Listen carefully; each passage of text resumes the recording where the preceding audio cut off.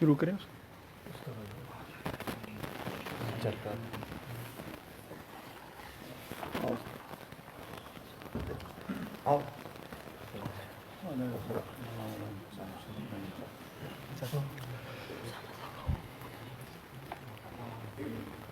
اعوذ باللہ من الشیطان الرجیم. بسم اللہ الرحمن الرحیم. الحمد للہ والصلاة والسلام علی رسول اللہ. باب قول اللہ تعالی ونضع الموازین القسط وان اعمال بنی آدم وقولهم یوزن. وقال مجاہد القسطاس والعدل بالرومیہ ویقال القسط المصدر المقسط وهو العادل واما القاسط فهو الجائر. حدثني احمد بن اشکاب قال حدثنا محمد بن فضیل عن عمارة بن القعقاع عن ابی زرعة عن ابی ہریرة رضی اللہ تعالی عنہ قال قال النبی صلی اللہ علیہ وسلم کلمتان حبیبتان الی الرحمن خفیفتان علی اللسان ثقیلتان فی المیزان سبحان اللہ وبحمدہ سبحان اللہ العظیم.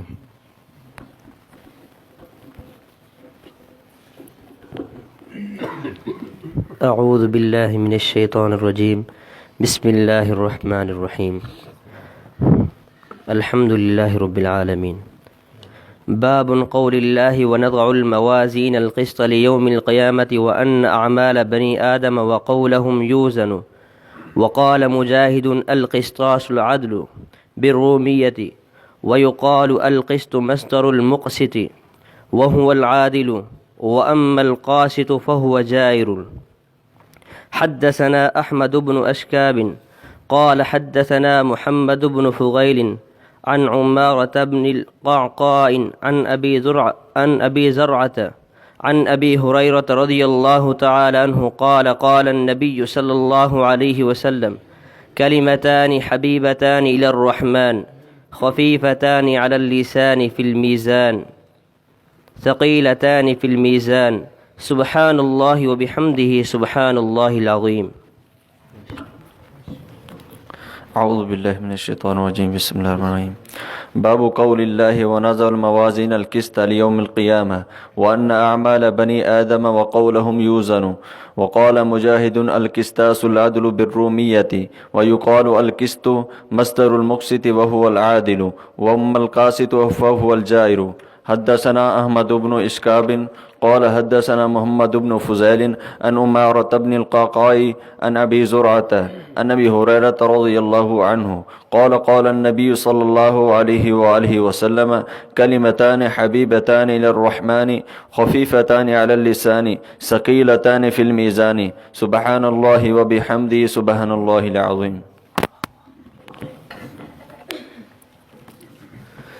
بسم اللہ الرحمن الرحیم. باب قول اللہ تعالی ونضع الموازین القسط لیوم القیامة وأن أعمال بني آدم وقولهم يوزن. وقال مجاهد القسطاس العدل بالرومية ويقال القسط مصدر المقسط وهو العادل وأما القاسط فهو الجائر.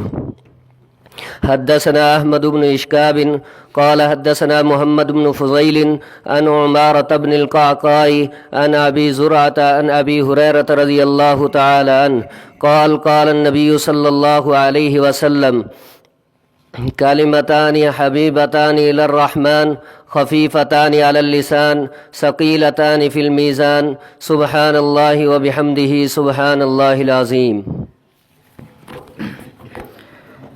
بسم اللہ الرحمن الرحیم. باب قول اللہ ونضع الموازین القسط لیوم القیامة وأن أعمال بني آدم وقولهم يؤذن. وقال مجاهد القسطاس العدل بالرومية ويقال القسط مصدر المقسط وهو العادل وأما القاسط فهو الجائر. قال حدثنا أحمد بن إشكاب قال حدثنا محمد بن فضيل عن عمارة بن القعقاع عن أبي زرعة عن أبي هريرة رضي الله تعالى عنه قال قال النبي صلى الله عليه وآله وسلم كلمتان حبيبتان إلى الرحمن خفيفتان على اللسان ثقيلتان في الميزان سبحان الله وبحمده سبحان الله العظيم. بسم اللہ الرحمن الرحیم. باب قول الله ونزع الموازين القسط ليوم القيامة وأن أعمال بني آدم وقولهم يوزن. وقال مجاهد القسطاس العدل بالرومية ويقال القسط مصدر المقسط وهو العادل وأما القاسط فهو الجائر. حدثنا أحمد بن إشكاب قال حدثنا محمد بن فضيل عن عمارة بن القعقاع عن أبي زرعة عن أبي هريرة رضي الله تعالى عنه قال قال النبي صلى الله عليه وآله وسلم كلمتان حبيبتان إلى الرحمن خفيفتان على اللسان ثقيلتان في الميزان سبحان الله وبحمده سبحان الله العظيم. اعوذ باللہ من الشیطان الرجیم بسم اللہ الرحمن الرحیم. باب قول اللہ نزع الموازین القسط. موازین القسط اليوم القيامة وأن أعمال بني آدم وقولهم يوزن. وقال مجاهد القسطاس العدل بالرومية ويقال القسط أستر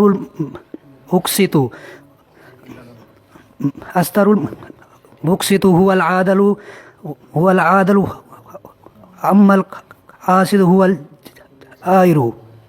حدثنا أحمد بن إشكاب قال حدثنا محمد بن فضيل عن عمارة بن القعقاع عن أبي زرعة عن أبي هريرة رضي الله تعالى عنه قال قال النبي صلى الله عليه وسلم كلمتان حبيبتان إلى الرحمن خفيفتان على اللسان ثقيلتان في الميزان سبحان الله وبحمده سبحان الله العظيم. میں ڈرا بیٹھا ہوں.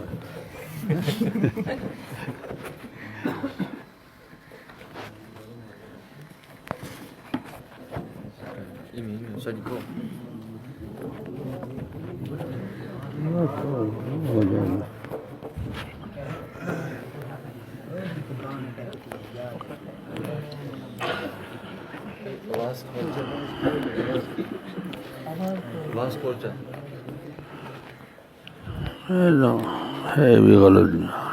نحمدہ ونصلی علی رسولہ النبی الکریم.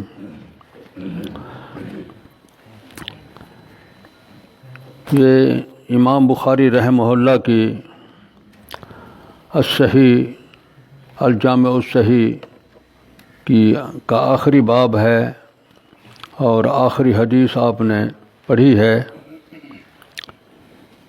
امام بخاری رحمہ اللہ نے اپنی اس عظیم کتاب کو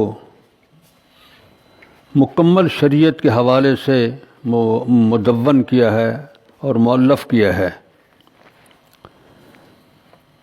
مکمل شریعت کا مقصد یہ ہے کہ شریعت میں عقائد اور اعمال میں عبادات، معاملات اور دیگر امور سب اس عظیم کتاب میں موجود ہیں، پائے جاتے ہیں اور بڑے مستند طریقے سے. اسانید جو پیش کیا امام صاحب نے، سندیں، وہ ہیں جن پہ تقریباً تمام محدثین کا اعتماد ہے اور پوری امت نے قبول فرمایا ہے. یہ آخری باب عقائد کے ابواب کا ایک تتمہ ہے جس میں امام بخاری رحمہ اللہ رب کریم کی صفات کے حوالے سے کچھ ابواب لائے ہیں. آخر میں پہلی کتاب جو اس عظیم کتاب میں تھی وہ ہے وحی کے حوالے سے، جس میں امام صاحب نے یہ اظہار فرمایا تھا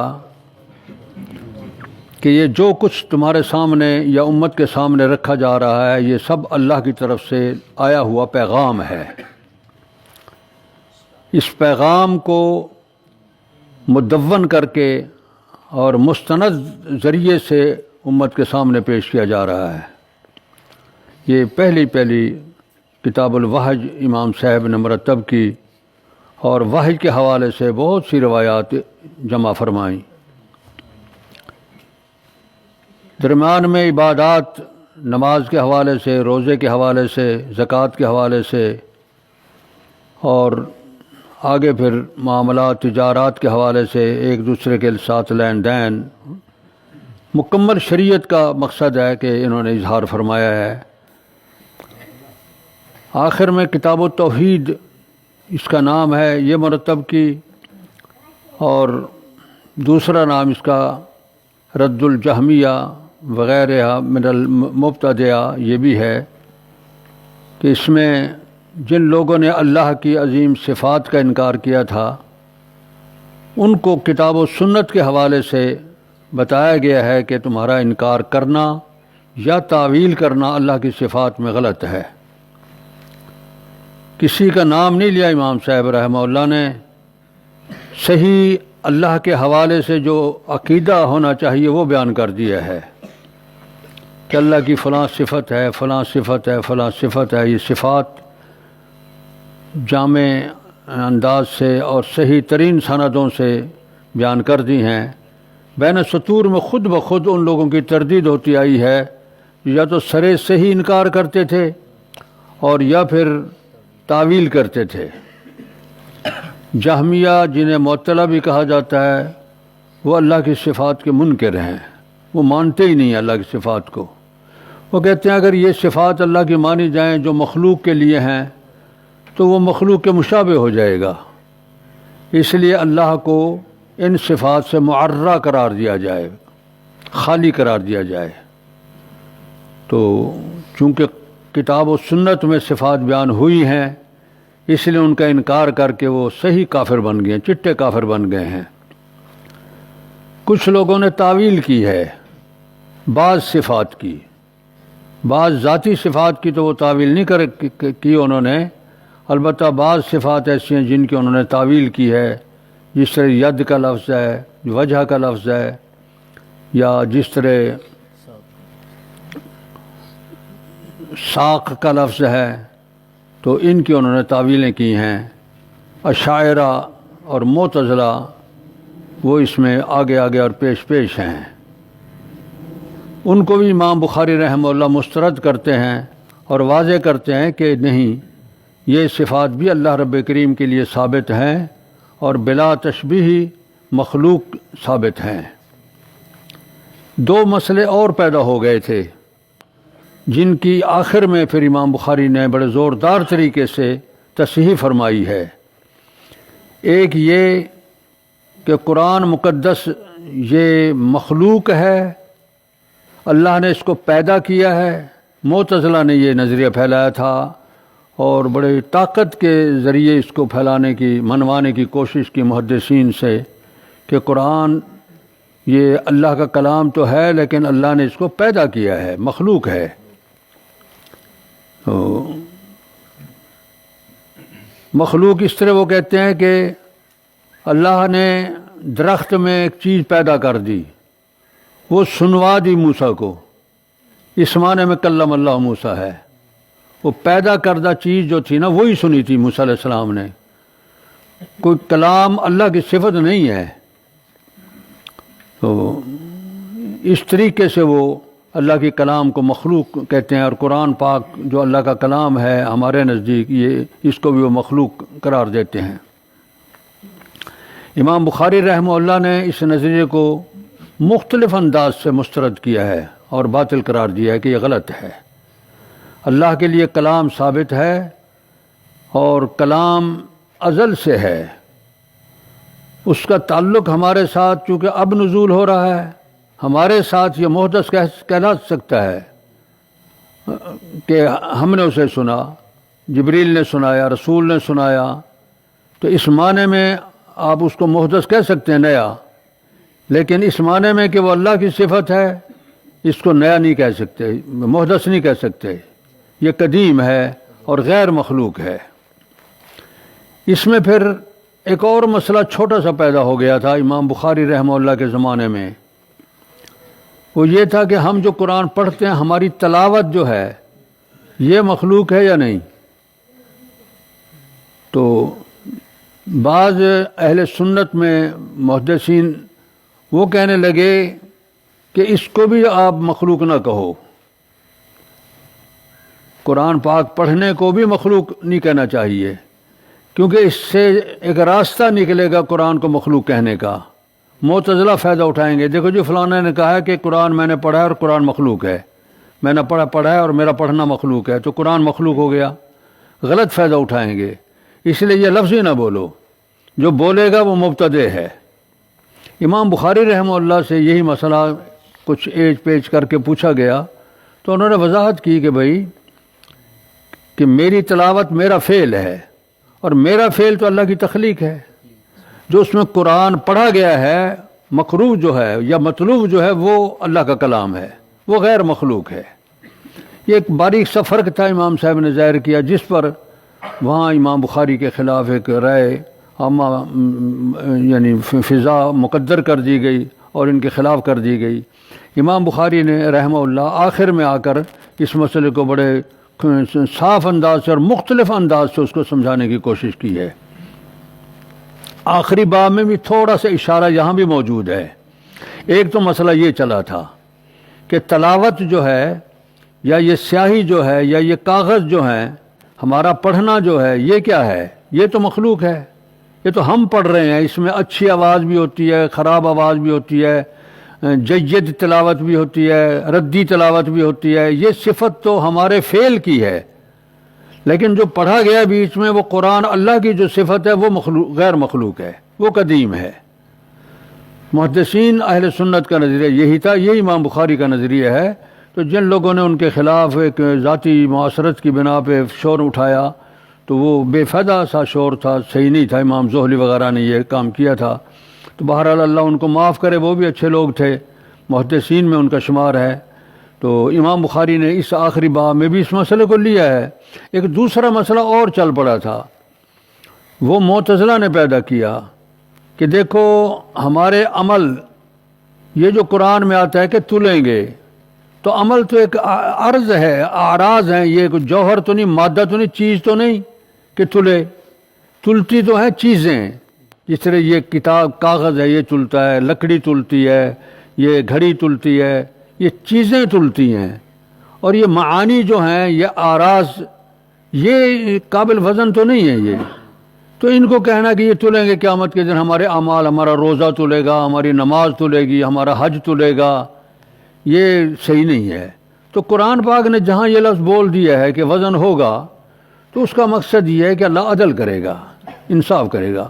وزن کے ذریعے بھی برابری کی جاتی ہے حق کی، یعنی ایک آدمی کو پورا حق دو تو وزن کر کے دیتے ہو، تو اسی طرح مقصد یہ ہے، اللہ نے وزن کا لفظ بول دیا ہے، معنی اس کا عدل ہے کہ اللہ انصاف کریں گے، کسی کے اوپر ظلم نہیں ہوگا، یہ مقصد ہے اس کا۔ یہ معتزلہ نے تعویل کی تھی، لیکن محدثین نے اس کو بھی مسترد کیا، امام بخاری اس کو بھی مسترد فرما رہے ہیں۔ اس آخر باب میں یہ مسئلہ بھی بڑے اہمیت کے ساتھ لائے ہیں، یہ دونوں مسائل اس کے اندر موجود ہیں۔ دوسرے مسئلے کے حوالے سے آیت پیش فرمائی، باب و قول اللہ تعالی، جس حد تک ہے امام بخاری کے استنباط، استخراج اور طریق جو اس کی پوری کتاب میں انہوں نے ملحوظ رکھا ہے، وہ بھی ہم بحث کیا کرتے ہیں آخری اس باب پر، لیکن میں اب نہیں وہ چھیڑ رہا ان کو، یہ میں انشاءاللہ اگر موقع ملا، زندگی رہی تو جلسے کے موقع پہ بیان کریں گے۔ آج میں صرف جو اس باب میں مضمون ہے نا، اس مضمون کے حوالے سے باتیں آپ سے کرنی ہے صرف، باقی وہ باتیں جو ہے نا وہ بڑی لمبی باتیں ہو جائیں گی، وہ پھر انشاءاللہ الگ ملاقات میں ہوں گی۔ تو امام بخاری کا استدلال ہے، نازع الموازین القسط لیوم القیامہ۔ اگر عدل قائم کرنا مانا تھا تو نازع کا کیا مقصد ہے؟ ہم لگائیں گے ترازو میں، موازین میزان کی جمع ہے، میوزان تھا اصل میں، آپ جانتے ہیں واو کو یا سے بدل دیا گیا ہے کسرے ماقبل کی بنا پہ۔ تو ترازویں لگائیں گے ہم، کس لیے لگائیں گے اللہ جی؟ القسط مفعول لہو، قسط انصاف پیدا کرنے کے لیے، للقسط لام محذوف کر لیں، یا القسط یعنی مفعول لہو بنائیں گے تو لام گویا محذوف سمجھا جائے گا، یا القسط کو صفت بنا لیں موازین کی۔ قسط جو ہے مصدر ہے، اور مصدر جمع کی صفت بن سکتا ہے، مصدر خود تثنیہ جمع نہیں ہوتا، البتہ وہ تثنیہ اور جمع کی صفت بن جاتا ہے۔ ترازویں ایسی ترازویں جو انصاف پیدا کریں گی، انصاف والی ہوں گی، ان ترازوؤں کے ذریعے کوئی یہ نہیں کہہ سکے گا کہ میرا حق مارا گیا ہے، دیکھ لے یہ تیری نیکیاں ہیں جو تو نے دنیا میں کی ہیں، یہ تیری برائیاں ہیں جو دنیا میں کی ہیں، ان کا وزن ہو جائے، جو بھاری اس کے مطابق فیصلہ ہو جائے گا۔ دیکھو نا حدیث میں آتا ہے کہ نام انسان کے اعمال میں سب سے بھاری عمل خلق حسن ہے، اچھے اخلاق ہیں، تو وہاں بھی آپ دیکھو بھاری کہا گیا ہے۔ اگر محض ہوتی بات انصاف کی، سارے عملوں میں بھاری عمل خلق حسن ہے یہ فرمایا گیا ہے، تو اس سے معلوم ہوتا ہے کہ حقیقی وزن مراد ہے۔ اگر صرف عدل قائم کرنا ہوتا تو یوں کہا جاتا کہ سارے اعمال میں بھاری یہ ہے، تو یہ تو بات بنتی نہیں ہے۔ پھر اسقل کا لفظ جو کہا گیا، سب سے زیادہ بھاری کا لفظ جو کہا گیا، وہ واضح کرتا ہے کہ یہ میزان حقیقی ہے۔ اس لیے محدثین نے کہا ہے کہ دو کفہ ہوں گے، اس کے ترازویں بھی ہوں گی اور درمیان والی لسان بھی ہوگی، جس سے یا ادھر چلے گی لسان یا ادھر چلے گی لسان، اور لسان کہتے ہیں وہ درمیان والے کانٹے کو، جو ادھر ہو جاتا ہے یا ادھر ہو جاتا ہے۔ تو نیکیوں کی طرف اگر وہ بھاری بن گیا نیکیوں کا پلڑا تو اس کے مطابق فیصلہ ہو جائے گا، برائیوں کا پلڑا بھاری ہو گیا تو اس کے مطابق فیصلہ ہو جائے گا، اگر برابر ہو گیا تو اس کو آراف میں ڈال دیا جائے گا، وہ فی الحال آراف میں رہے، انتظار کرے پھر بہشت کی، کچھ مدت کے بعد وہ توقع تو کرتے رہیں گے، ادھر دیکھیں گے تو کہیں گے ہائے اللہ یہ ایسی بلا، اس سے ہم بچ گئے، اور ادھر دیکھیں تو وہاں خوشیاں ہوں گی، کہیں گے اللہ جی جلدی پہنچا ادھر، تو کچھ مدت کے بعد امید ہے اس میں وہ آراف والے چلے ہی جائیں گے۔ بہرحال ان کو درمیان میں رکھا جائے گا ابتداءً۔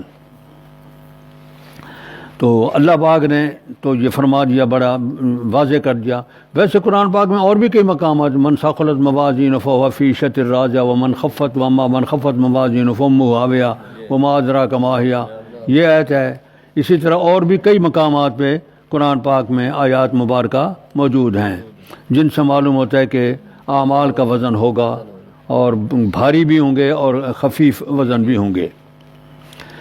دوسرا ایک قرآن پاک کے حوالے سے اس سے دلال ہو گیا، اور اس کی وضاحت ہم کریں گے کہ اعمال بنی آدم اور ان کے اقوال تلیں گے، یوزن انسانوں کے اعمال بھی تلیں گے اور ان کے اقوال بھی تلیں گے۔ اس قول اقوال بھی ہے بعض نسخوں میں، بعض اکثر نسخوں میں قول ہے، یہ مصدر ہے چونکہ اس کو جمع کر کے نہیں لائے، حالانکہ اعمال کی مناسبت سے اس کو جمع ہونا چاہیے تھا، تو قول چونکہ مصدر ہے جمع پر دلالت کر رہا ہے، تو ان کا قول، ان کا کہنا، وہ کہنا بہت سے ہوتا ہے کہنا، ان کا کہنا، اس کا بھی وزن کیا جائے گا۔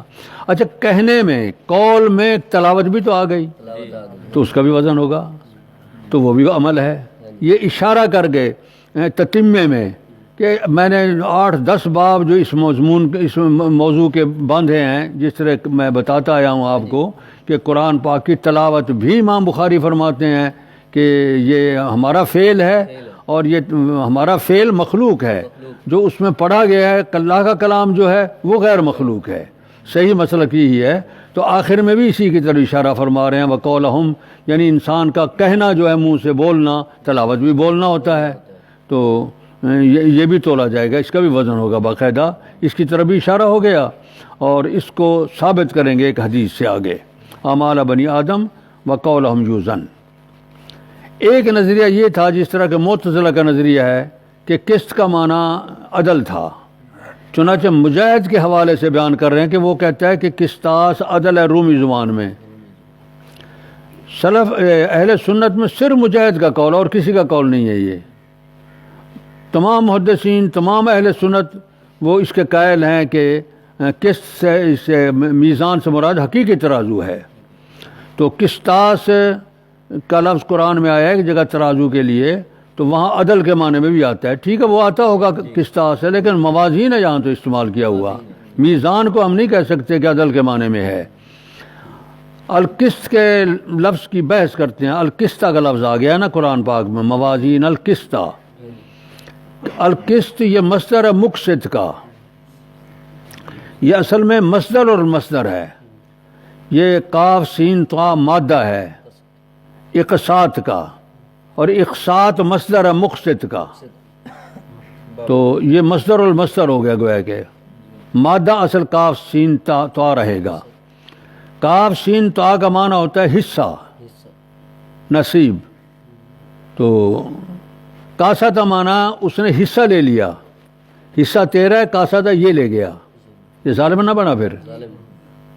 اور اقسط مانا وہ حصہ دے دیا دوسرے کا، تو اس کا مطلب ہے عدل کرے، اس نے جس کا حصہ تھا اس کو دے دیا، اقسط تھا. تو اس لیے قسط مقسط میں جب باب افعال میں جائے گا یہ عادل کے معنی میں بن جائے گا، اور جب قاسط مجرد رہے گا قاسطا تو پھر یہ جائر کے معنی میں بن جائے گا. قرآن پاک میں دونوں مستعمل ہیں. اما القاسطون فکانوا لجہنم حطبا، جو جائر لوگ ہیں، ظالم ہیں، دوسروں کے حقوق مارتے ہیں، وہ جہنم کا ایندھن بنیں گے. اور مقسط واللہ یحب المقسطین، اللہ اقساط کرنے والوں کو، انصاف کرنے والوں کو پسند فرماتا ہے. تو وہ مقسط کا معنی عادل کا ہے قرآن پاک میں، اور قاسط کا معنی جو ہے نا جائر کے معنی میں ہے. یہ امام بخاری رحمہ اللہ نے دونوں باتیں بتا دیں. اور قسط جو ہے نا یہ مصدر ہے المقسط کا، یہ اس کا مادہ ہے، اصل مادہ قاف سین طا ہے. اس کے بعد امام رحمہ اللہ نے حدیث پیش کی ہے. اس حدیث کی 3 سندیں دی ہیں امام بخاری نے اپنی اس عظیم کتاب میں. ایک النذور والایمان میں ہے، اور ایک ہے الدعوات میں فضل التسبیح میں، اور ایک سند یہاں دے رہے ہیں اس باب نزل الموازین القسط میں. ایمان اور نذور میں اس حوالے سے آئی تھی کہ ایک آدمی قسم اٹھاتا ہے کہ میں فلاں سے کلام نہیں کروں گا. اب اس سے پوچھا جائے گا تیرا کلام کرنے سے کیا مقصد ہے؟ وہ کہتا ہے میرا مقصد ہے میں کچھ بھی نہیں بولوں گا. اور اس نے نماز پڑھ لی، قسم ٹوٹ گئی اس کی. یہ کہہ دیا اللہ سبحان اللہ و بحمدہ سبحان اللہ العظیم، تو بھی قسم ٹوٹ گئی، کیونکہ یہ کلمہ کہا ہے قرآن نے، اس نے حدیث نے. جب یہ کلمہ ہے تو اس نے کہا میں کلام نہیں کروں گا. اور اگر اس کا مقصد ہے کلام نہیں کروں گا، کلام الناس نہیں کروں گا، لوگوں کی عام بات چیت جو ہے نا وہ نہیں کروں گا، وہ مقصد ہے تو پھر وہی ہوگا، پھر یہ قسم نہیں ٹوٹے گی اس کی. ایمان اور نذور میں تو لائے ہیں اس حوالے سے. تو امام ابن قتیبہ کی روایت ہے غالباً اس سے محمد بن فضیل سے. کتاب الدعوات میں باب و فضل تسبیح میں وہ ہے زہیر بن حرب کی روایت. زہیر بن حرب بھی محمد بن فضیل سے روایت کرتے ہیں.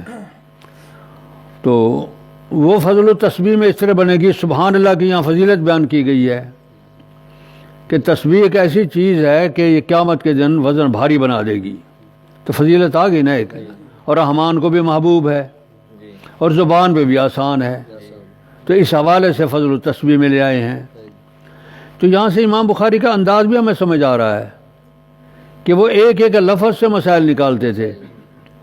اسی لیے ایک حدیث میں اگر 3 لفظوں سے کوئی مسئلے نکلتے ہیں 3 تو 3 سمجھے جائیں گے، کیونکہ اللہ کے رسول کے کلمے ہیں وہ. اگر ایک لمبی حدیث میں 20 کلمے ہیں، 20 جملے ہیں، اور ہر جملے سے نیا مسئلہ نکلتا ہے تو وہ سمجھو. اسی تعمیم یا اسی جامعیت کی بنیاد پہ امام بخاری کا دعویٰ تھا کہ انسانوں کو جتنے مسائل درپیش آ سکتے ہیں قیامت تک سب کا حل قرآن و حدیث میں موجود ہے. یہ امام بخاری کا دعویٰ تھا. ان کے ایک شاگرد کے سامنے انہوں نے جب اس بات کا اظہار کیا نا، وہ فرمانے لگے اگر میں آپ کو کوئی مسائل پیش رکھوں، آپ ہر مسئلہ مجھے بتا دیں کتاب و سنت. انہوں نے فرمایا ہاں میں بتا دوں گا. یہ بھی دعویٰ ان کا موجود ہے. آخر اللہ پاک نے جو جوامع الکلم سے آپ کو نوازا تھا، کیوں نوازا تھا؟ جوامع الکلم سے نوازا ہی اس لیے گیا تھا کہ اب نبی نیا تو آنا نہیں، کہ یہ سلسلہ ختم ہو جائے گا اور دوسرا نبی آ کر پھر امت کی اصلاح کرے گا. اب تو وہ جامع جملے بیان کر دیے گئے ہیں جو قرآن میں موجود ہیں یا سنت میں موجود ہیں، جو ایک ایک جملہ بھی ہزارہ مسائل نکالتا ہے. کئی بار میں نے آپ کو بتایا المسلمون علی شروطہم، لا ضرر ولا ضرار فی الاسلام، لا اکراہ فی الدین. سمجھے نا؟ یہ جملے ہو گئے. اور اسی طرح اور بے شمار جملے ہیں جو قرآن پاک میں موجود ہیں یا احادیث مبارکہ میں موجود ہیں. تو ان سے ہم مسائل سمجھتے ہیں. امام بخاری رحمہ اللہ نے پوری کتاب میں یہی سبق پڑھایا آپ کو، مسائل اخذ کرنے کا. پھر یہ ضروری نہیں سمجھتے کہ صریح لفظ کی دلالت ہو. اگر سری لفظ کی نص اسی لیے لایا گیا تو بھی ٹھیک ہے، اگر اشارہ ہے لفظ میں تو بھی ٹھیک ہے، اگر کسی لفظ یا کسی جملے کا اقتضا ہے تو بھی ٹھیک ہے۔ مقصد ہے عام گفتگو میں ایک آدمی کے کلام سے ہم جو کچھ سمجھ سکتے ہیں نا، رسول پاک کی بات سے یا قرآن پاک کی بات سے جو سمجھ آتا ہے لغت کے تحت ہو کے، اور کتاب و سنت کی جو ترجیحات ہیں ان کو پیش نظر رکھ کے جو سمجھ آتا ہے وہ استدلال کرنا چاہیے، اور وہ استدلال کرتے ہیں۔ اس لیے کبھی اشارۃ النص سے استدلال ہے، کبھی دلالت النص سے استدلال ہے، کبھی اقتضاء النص سے ہے، کبھی فہوائے کلام سے ہے، کبھی ایماء کلام سے ہے، کبھی استصحاب سے ہے، کبھی شرع من قبلنا سے ہے، کبھی قول صحابی سے ہے، کبھی اور انداز سے ہے۔ یہ سارے طرق جو ہیں یہ بات معلوم کرنے کے ہیں، تو امام بخاری ان سے استفادہ کیا ہے پوری کتاب میں، یہاں بھی استفادہ فرما رہے ہیں۔ دو انداز کے شخص اس میزان سے مستثنا ہیں، یہ بتاتا چلوں، سند کی بحث کرنے سے پہلے یہ بات ذہن میں رکھیں۔ محدثین نے لکھا ہے ایک تو 70,000 اور ان کے ساتھ اور 70,000 وہ مستثنا ہے، ان کا میزان نہیں لگے گا، نص آ گئی ہے۔ ایک نص میں سے کچھ دوسری صریح نص اگر نکال دیتی ہے تو ٹھیک ہے۔ قرآن نے کہا ہے نوازل الموازین القسط لیوم القیامہ، قیامت کو ہم ترازو لگائیں گے، ترازو لگے گی سب کے لیے، لیکن اس میں سے 70,000 مستثنا ہیں، اور ان کے ساتھ جو اللہ جتنے لگائے گا وہ سب مستثنا ہو گئے۔ یہ اللہ کے رسول نے ہمیں بتایا ہے، کیونکہ ان کی نیکیاں اور ان کے اعمال اتنا اعلیٰ قسم کے تھے کہ وزن کی ضرورت نہیں پڑی۔ ایک وہ بدبخت ملحد بے دین اللہ رسول کو جو مانتے ہی نہیں سرے سے، ان کے اعمال کی کوئی حیثیت ہی نہیں، لا نقیم لہم یوم القیامت وزنا، تو ان کے وزن کی ضرورت ہے؟ انہوں نے کہا کہ اب چٹے بے ایمانو، تم نے ہمیں مانا ہی نہیں، چلو جہنم میں دفع ہو۔ ایک محدثین کہتے ہیں ان کے اعمال کے وزن کی ضرورت نہیں ہے، جو چٹے منکر تھے، اللہ کو مانا ہی نہیں، شریعت کو مانا ہی نہیں، سمجھے نا، ملحد بے دین قسم کے لوگ، ایک وہ مستثنا ہے۔ یہ دو گروپ مستثنا، ان کا میزان نہیں ہوگا، کیونکہ میزان تو ہوتا ہے نا جس کے پاس کچھ ہو، جائیداد ہو، ان کے پاس تو ہے ہی نہیں جائیداد، میزان کس چیز کا؟ اس بنا پہ وہ ہاتھ خالی تھے، اللہ نے فرمایا تو ماں ہے ہی نہیں ادھر رکھنے کے لیے، نیکی کے پلڑے میں رکھنے کے لیے، جاؤ دفعہ ہو، جہنم میں پھینکو فرشتوں ان کو سیدھا پھینک دیا جائے گا بغیر میزان کے، ایک ان کو اور ایک جو انتہائی نیک ہوں گے، متوکلین علی اللہ، اپنے معاملات کو وسائل کو کام میں لاتے ہیں، لیکن اس وسیلے میں، اس ذریعے میں سمجھتے یہ ہیں کہ کرتا اللہ ہے ہمارے لیے جو نتیجہ پیدا کیا ہے یہ اس ذریعے نے نہیں پیدا کیا۔ اس لیے میں ایک عام سادہ مثال دے دیتا ہوں تاکہ بچے بھی سمجھ لیں۔ ہم کھانا کھاتے ہیں بھوک مارنے کے لیے، پانی پیتے ہیں پیاس بجھانے کے لیے، ان کا عقیدہ یہ ہوتا ہے کہ یہ کھانا جو ہم نے کھایا ہے نا، بھوک ہماری اللہ نے مٹائی ہے، کھانے کی ذات میں صلاحیت نہیں ہے کہ ہماری بھوک ختم کر سکے، وہ اس نے بنایا اس میں، لہذا اصل ہماری بھوک مٹانے والا اللہ ہے۔ دوا ہم علاج کرتے ہیں، لیکن اس نے کہا ہے کہ علاج کرو، لیکن شفا بخشی کس نے؟ اللہ نے بخشی ہے، یہ عقیدہ ہوتا ہے۔ وہ یہ نہیں کہتے کہ فلاں ڈاکٹر نے مجھے شفا دی ہے یا دوا نے مجھے شفا دی ہے، یہ نہیں کہتے۔ دوا کی ذات میں شفا نہیں سمجھتے، بلکہ شفا اللہ کی طرف سے سمجھتے ہیں۔ یہ متوکل ہیں، اس انداز کا توکل بھروسہ ہو جائے نا انسان کو، پھر ان 70,000 میں داخلہ ہو جائے گا انشاءاللہ۔ وہ اسی کی تعبیر تو فرمائی آپ نے کہ یہ پرندوں کی فال نہیں کرتے، فلانا نہیں کرتے، اکتوا نہیں کرتے، داغ نہیں لگاتے، اللہ توکلون، وہ مقصد یہی تھا سمجھانا۔ خیر، حدثنا احمد بن اشکاب۔ اشکاب یہ بعض کہتے ہیں کہ اجمی لفظ ہے، تو اسے پھر غیر منصرف بنا لو، ایک اجمی ہو گیا، ایک علم بن گیا۔ بعض کہتے ہیں نہیں یہ شکب سے ہے، عربی ہے، تو پھر منصرف بنے گا، کیونکہ علم تو ہے، دوسرا سبب کوئی نہیں اس میں۔ احمد بن اشکاب، دو آدمی اور بھی ہیں ابن اشکاب، ایک محمد بن اشکاب ہے اور ایک اور صاحب اشکاب ہیں، ابن اشکاب ہیں، وہ دونوں اس کے بھائی نہیں ہیں، یہ یاد رکھیں۔ روات میں 2 راوی اور بھی آتے ہیں ابن اشکاب، لیکن وہ اس احمد بن اشکاب جو امام بخاری کا استاذ ہے اس کے بھائی نہیں ہیں، وہ دوسرے ہیں۔ حافظ ابن حجر نے اس کی توضیح کی ہے۔ محمد بن فضیل پہ یہ روایت آ کے متفرد ہو گئی ہے۔ محمد بن فضیل اکیلا اس روایت کے بیان کرنے میں، اس کا استاد عمارہ بھی اکیلا ہے، ابو زرع بھی اکیلا ہے، ابو ہریرہ بھی اکیلا ہے۔ تمام صحابہ کرام میں ان لفظوں کے ساتھ صرف ابو ہریرہ یہ روایت لاتا ہے۔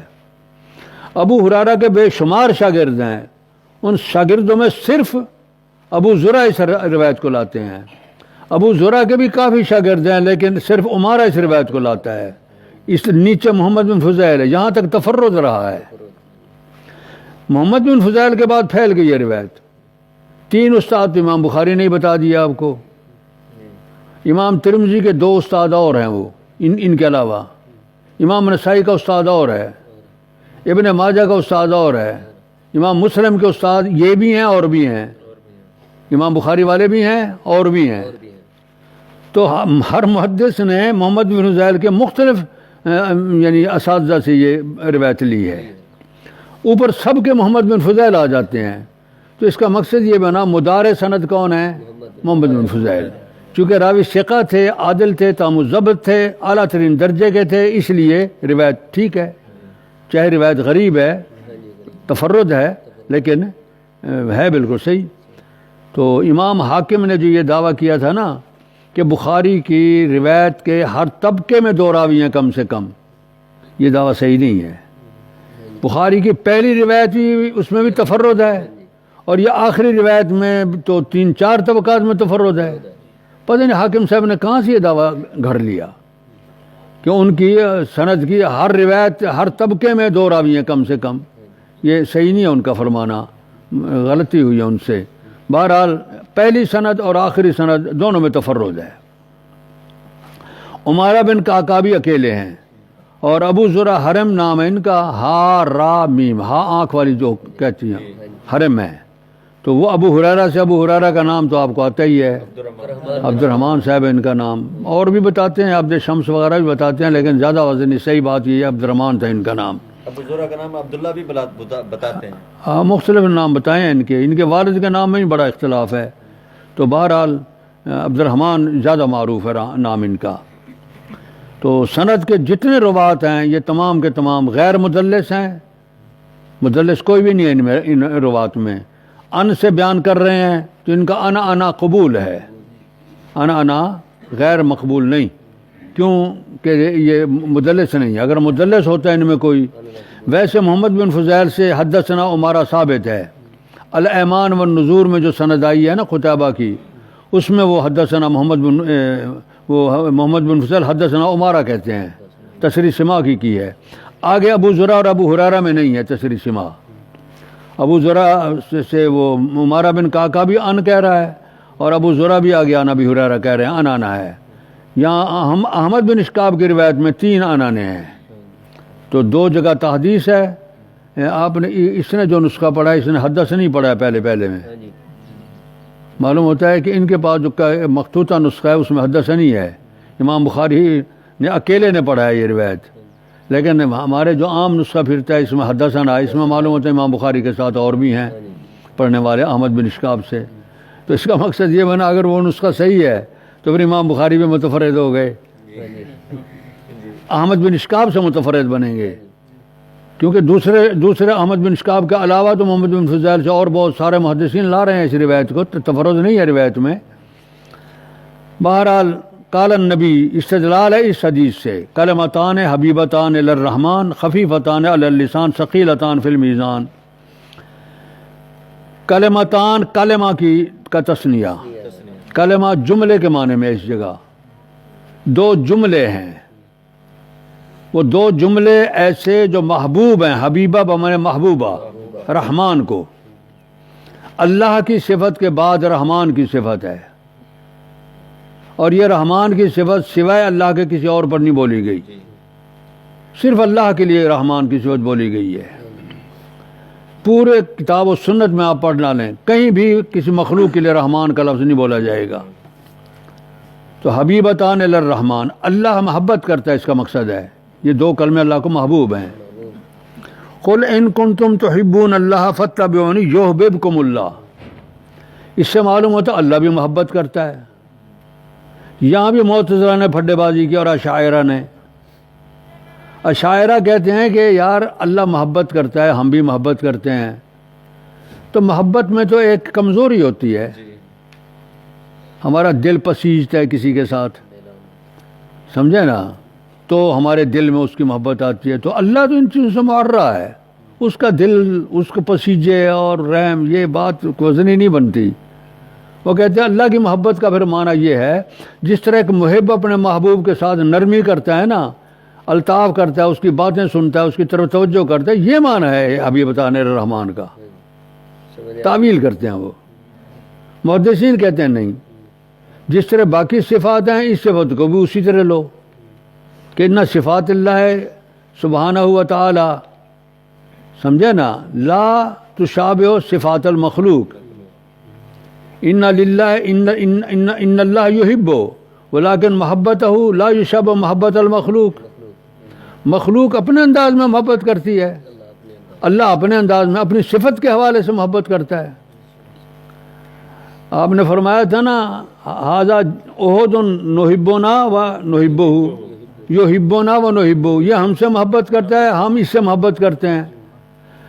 اللہ کے رسول جو انسان تھے ان کی محبت کا تو ہمیں پتہ چل گیا، لیکن پہاڑ ہم سے محبت کرتا ہے، کیا اس کے دل میں کوئی چیز اٹھتی ہے کہ میرے یہ محبوب ہیں؟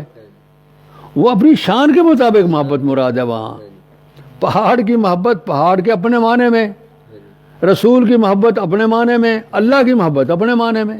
اللہ کی محبت جنت کے دخول کے معنی بھی تو وجہ ہے، جنت کے دخول کے معنی میں اللہ کی محبت جنت کا داخلہ کر دیتا ہے. جنت کے حصول کے معنی میں یعنی اللہ تعالیٰ محبت کرتا ہے، یعنی جنت میں داخل کرتا یعنی جنت دے دے گا. اور یہ تعویل ہے نا، تو پھر یہ تو تعویل ہے. جس طرح بھی فلانا محبت کرتا ہے یا فلانی محبت کرتی ہے تو وہ اپنا وصال کرا دیتی ہے، یہ مقصد بنا. تو یہ توجیحات جو ہے نا، اس کی ضرورت اللہ کے حوالے سے نہیں ہے. اس میں لا یشابہ، اللہ کی محبت مخلوق کی محبت کے مشابہ نہیں. حبیبتان کا لفظ آ گیا، مانتے ہیں بس ٹھیک ہے. اسی طرح رحم کا لفظ ہے، رحم میں بھی یہی پھٹا بازی کیا انہوں نے کہ اللہ رحم تو کرتا ہے، لیکن رحم میں جو ہمارے ہاں آتا ہے نا، بھی ہائے بیچارہ کمزور ہے، اس کے ساتھ کوئی اچھا سلوک کیا جائے، یہ اللہ کے لیے کہنا یہ صحیح نہیں ہے. یہ تو ایک کمزوری کا پہلو ہوتا ہے رحم کا، جو انسانوں کے اندر یا جانوروں کے اندر آتا ہے. تو ماں جو ہے نا، وہ مادہ وہ اپنے پیر کے نیچے اپنے بچے کو نہیں دیتی، اور رحم ہوتا ہے اس کے دل میں، اللہ نے ڈالا ہوا آتا ہے نا روایتوں میں. تو یہ تو یہ صفت اللہ کے لیے کہنا صحیح نہیں ہے، اس کی تعویل کرنی چاہیے. یعنی رحم کرنے والا جس طرح وہ آگے سلوک کرتا ہے اسی طرح کا سلوک اللہ مخلوق کے ساتھ کرتا ہے جن پہ وہ رحم کر رہا ہوتا ہے.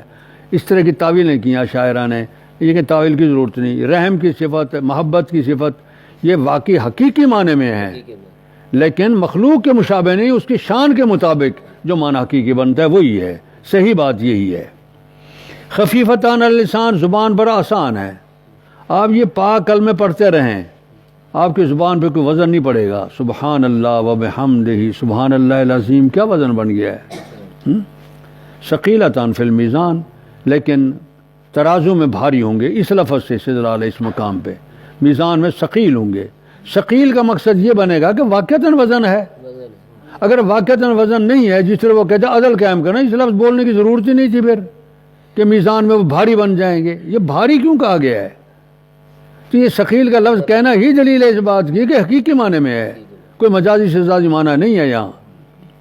وہ جملے کون سے؟ سبحان اللہ و بحمدہ، سبحان اللہ العظیم. پہلے تو ان کی ترکیب سمجھ لیں. سبحان اللہ اسبح اللہ سبحان تھا اصل میں، تو جملے فعلیہ ہے اس کو معذوف کر دیا گیا، فعل کو، اور مصدر کو اس کے اللہ کی طرف مضاف کر دیا گیا، سبحان اللہ بن گیا. اور بحمدی وہ عطف کا ہے، وہ آنا متلبس بحمدہ، میں اللہ کی تسبیح اس حال میں کرتا ہوں کہ اس کی تعریف کے ساتھ مشغول ہوں، اس کی حمد کے ساتھ مشغول ہوں. یہ سبحان اور حمد کیا چیز ہیں جس کی اتنی بڑی عظمت اور خوبی بن گئی ہے؟ اصل میں اللہ کی صفات کچھ عدمی ہیں کچھ وجودی ہیں. ایک بات ذہن میں رکھیں, اللہ کی صفات کچھ وجودی کچھ عدمی. وجودی هو القادر, هو الرزاق, ذو القوہ, المتین, یہ ہیں وجودی صفات. اور سلبی صفات ہیں, عدمی صفات ہیں, لا شریک لہ, لا مثیل لہ, لا ند لہ, لیس لہ کفو, لا تضربوا للہ الامثال. یہ کیا ہیں سلبی؟ اس کا ند نہیں, اس کا شریک نہیں, اس کا مثیل نہیں, یہ سلبی صفات ہیں اس کی. وہ مقولہ ہے نا, بالازداد تتبین الاشیاء. اللہ کی معرفت جس حد تک ہمارے دماغ میں آ سکتی ہے وہ بتائی گئی ہیں. ازداد بتا کے کہا گیا کہ یہ نہیں اس میں, تو کیا ہے؟ وہ حمد بن گیا. شریک نہیں ہے اس کا کوئی بھی, واحد ہے یہ وجود. لیس لہ کفو, اس کا کوئی برابر نہیں, وہ سب سے معرب بے نیاز ہے, اور اس کے کفو برابر اس کے کوئی بھی نہیں ہے, اس کے مساوی کوئی بھی نہیں ہے. تو وہ ایک وجودی صفت بن گئی اس کی. وہ کامل القدرہ ہے, یعنی کمزور نہیں, کامل القدرہ ہے. لا علم نہیں, علم والا ہے. بات سمجھے نا؟ اس کو روزی کی ضرورت نہیں, روزی دینے والا ہے. تو یہ سبحان پھر سلب پہلے کرو گے تو وجود پھر آئے گا. تو اس پہلے جو سلب کیا ہے نا, یعنی نقص کی صفات سے تنزہ, اب یہ معنی بن جائے گا. نقص کی صفات, کمی کی صفات سے تنزہ اللہ کا, اور کمال کی صفات کا وجود اللہ کے لیے, یہ اس جملے کے اندر موجود ہے. تو اللہ کا مکمل تعارف اس کے اندر دے دیا. ایک انسان کے دل میں اللہ کے حوالے سے پختہ بات آ گئی ہے کہ اس میں کوئی کمی والی بات نہیں ہے, اور کمال والی ساری باتیں اس میں ہیں. تو یہ ایک بڑی بات بن جائے گی نا. اس لیے اس کی خوبی بھی بڑی ہے کہ میزان میں بھاری ہوگی. تنزیہ کرتا ہوں میں اللہ کی ہر اس صفت سے جس میں عیب یا نقص کا معنی پایا جائے. اس لیے کوئی کہہ دے بھی اللہ جھوٹ بولنے پہ قادر ہے, کہو گے یہ؟ اب قادر تو کہو گے کہ قادر ہے ہر چیز پر, ان اللہ علی کل شیء قدیر. لیکن ایک نقص والی صفت اس کے لیے بتاؤ کہ جھوٹ پہ قادر ہے. یہ بعض لوگوں نے ایسے بیہودہ مسائل نکالے ہیں, تو ان کو نہیں نکالنا. سبحان اللہ, اے انزہ اللہ من ہذہ الصفات, جس میں نقص اور عیب کی صفت کا پہلو آ جائے اس سے اللہ منزہ ہے, پاک ہے. اور ہم یہ تنزیہ جو کرتے ہیں نا, اس کے ساتھ ساتھ اس تلبس میں کہ اس میں کمال کی ساری صفتیں پائی جاتی ہیں. وہ کامل العلم ہے, وہ کامل القدرہ ہے, وہ کامل رزاق ہے, وہ پوری طاقتوں والا ہے. اس میں کمال کی ساری صفتیں موجود ہیں, اور نقص کی کوئی بھی صفت نہیں ہے. سبحان اللہ العظیم, وہ اللہ عظیم ہے, اس لیے ہم اس کی تسبیح کرتے ہیں. عظیم ہے, پوری کائنات سے بڑا ہے, پوری کائنات ہیچ ہے, کچھ بھی نہیں اس کے مقابلے میں. تو اس کا علم کی ایک مثال دی ہے خضر علیہ السلام نے کہ موسیٰ جی میرا علم, تیرا علم, پوری کائنات کا علم اللہ کے علم کے مقابلے میں اتنا بھی نہیں ہے جتنا یہ چڑیا چونچ میں لے رہی ہے. اتنا بھی نہیں ہے. لفظ صحیح یہی ہے, وہاں دو لفظ مشکل ہے. ایک تو لفظ ہے کہ اتنا ہے, اتنا ہے, لیکن پھر بھی تو بہت بن گیا. وہ کہتے ہیں اتنا بھی نہیں ہے, اس سے بھی کم ہے اس کا دیا ہوا, لیکن اس کا علم جو ہے نا سمندروں کی طرح ہے. ایک جگہ اس کو بتایا گیا کہ 7 سمندر ہوں, پوری زمین جب سے بنی جب تک رہے گی ان کے درخت قلمیں بن جائیں, اور لکھنا شروع کرو. اس 7 سمندروں کے ساتھ اور سمندر ملا لو, یہ سمندر خشک ہو جائیں گے, سیاہیاں لکھ لکھ لکھ کے ختم ہو جائیں گی, اللہ کا علم پھر بھی ختم نہیں ہوگا. گہرائی یعنی کامل العلم ہے. یہ ہے وبحمدہ میں, اس کا اعتراف ہم کرتے ہیں. تسبیح میں ہے, اس میں کوئی کمی ہو یہ نہیں ہے. سبحان اللہ العظیم. یہ جملے صرف ابو ہریرہ رضی اللہ تعالیٰ عنہ سے آتے ہیں. البتہ ابو ذر غفاری سے ایک جملہ اور آیا ہے، وہ یہ احب الکلام اللہ، اللہ کو یہ محبوب کلام، یہ جامع ترمذی اور مسلم میں کے لفظ ہیں، احب الکلام اللہ سبحان اللہ العظیم، وہ یہ لفظ ہیں کہ اللہ کو یہ جملہ محبوب ہے، احب ہے، احب الکلام ہے۔ تو اس کا ایک جزوی مفہوم تو آ گیا ابو ذر غفاری کی روایت میں، کیونکہ یہاں تو کلمتان حبیبتان ثقیلتان خفیفتان تین چیزیں بتائی گئی ہیں نا، اور سبحان اللہ و بحمدہ سبحان اللہ العظیم بتایا گیا ہے، وہاں لفظ جو بتائے گئے ہیں سبحان اللہ العظیم کے لفظ بتائے گئے ہیں صرف، اور احب الکلام ایک بات بتائی گئی ہے۔ تو جو ابو ہریرہ نے حدیث میں معنویت بیان کی ہے وہ وہاں بھی نہیں آئی ہے، اس بنا پہ وہ اس میں اختصار رہا ہے بہت سارا۔ اللہ رب کریم آپ کو اور ہمیں اس پوری کتاب پہ عمل کرنے کی توفیق عطا کرے۔ کتاب کی ابتدا میں انما الاعمال بالنیات تھی، جس کا مفہوم یہ تھا کہ یہ عظیم کتاب میں لکھ رہا ہوں، آپ پڑھو گے، نیت ذرا درست رکھنا، جس نیت سے پڑھو گے وہی ملے گی۔ اور یہاں بتا دیا گیا اگر نیت سیدھی رہی اور اس کتاب کو ٹھیک پڑھا، اس پہ ٹھیک عمل کیا تو آخرت کی میزان تمہارے حق میں ہو جائے گی، ورنہ نہیں ہوگی۔ آخر میں پھر یہ ابتدا میں دنیا اور آخر میں آخرت کا تذکرہ فرما کے امام بخاری نے حسن خاتمہ پہ اپنی کتاب کو ختم کیا ہے۔ سمجھ گئے بات؟ بارک اللہ فیکم۔